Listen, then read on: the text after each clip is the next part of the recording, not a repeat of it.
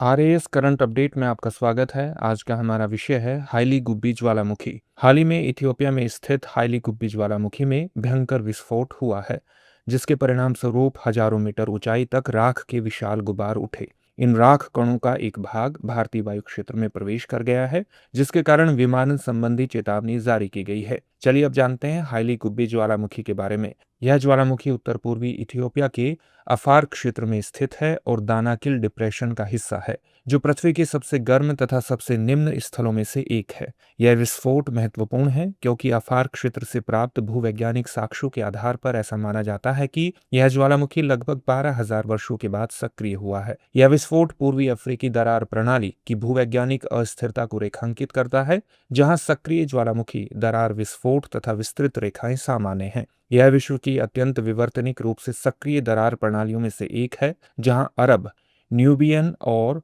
Somali विवर्तनिक प्लेटें अपसरण कर रही हैं। इस क्षेत्र की विशेषता बेसाल्टिक लावा, फिशर प्रणालियां और महाद्वीपीय विखंडन प्रक्रिया से संबद्ध लगातार भूकंपीय गतिविधियां हैं। चलिए अब जानते हैं ज्वालामुखी राख और विमानन जोखिम के बारे में।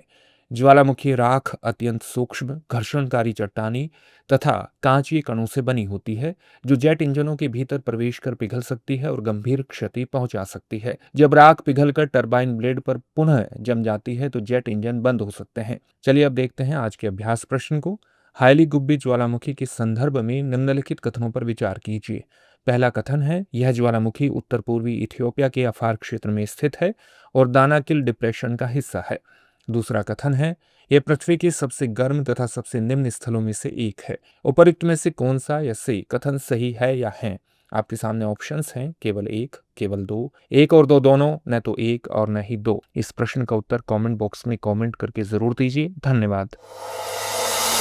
अब एग्जाम की तैयारी को और बेहतर करने के लिए हमारे चैनल को लाइक, शेयर और सब्सक्राइब करना ना भूलें।